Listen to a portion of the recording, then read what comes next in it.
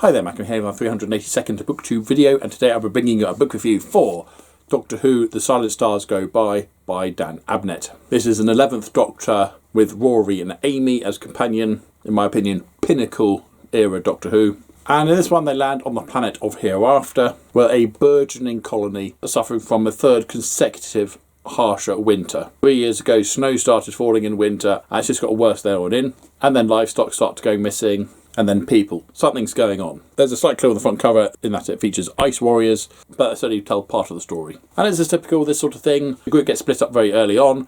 Rory goes back to get a coat because it's colder than he was thinking it was going to be. And by the time he gets back to where he left the Doctor and Amy, they've vanished. And he ends up having to go his own way for a bit.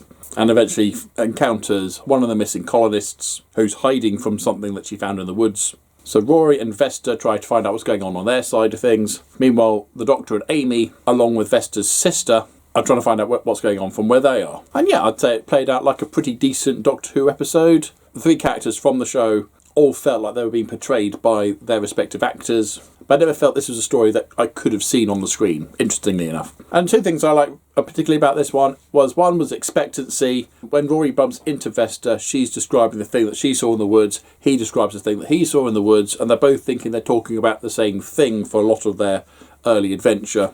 It's not until a lot later that they realise that they're actually talking about two very different things. So that was quite cool. And the other thing I liked was that the language of these colonists who've been there like 27 generations had changed, but not to the point where the TARDIS was able to translate. Everyday word usage was fairly similar, but the proper nouns, particularly for place names and for titles, had changed, meaning there wasn't anything to translate, but at the same time there was hidden meaning in what they were calling these things, which in some cases, once they worked out what the word actually meant when referring to this thing by this name, it would be a case of, you're meaning this, which means we can now do this about it. Much of the adventure takes place in the town of Beside, which is a variation on the original title of the place, B-Site. And other things like that, which is really clever. One thing that did annoy me was that one of the colonists had secret knowledge that she was going to pass down to her successor at the right time, which would have been really useful to Rory or the Doctor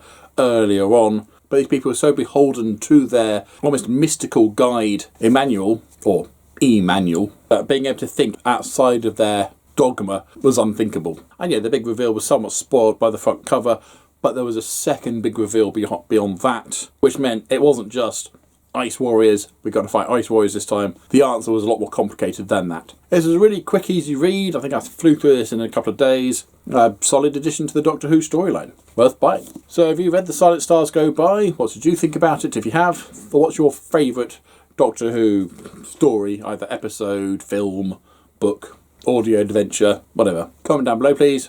As usual, if you've nothing nice to say, then please keep it to yourself. Thank you. Don't forget to like, subscribe and other UGP things if you want. Until next time, see you later.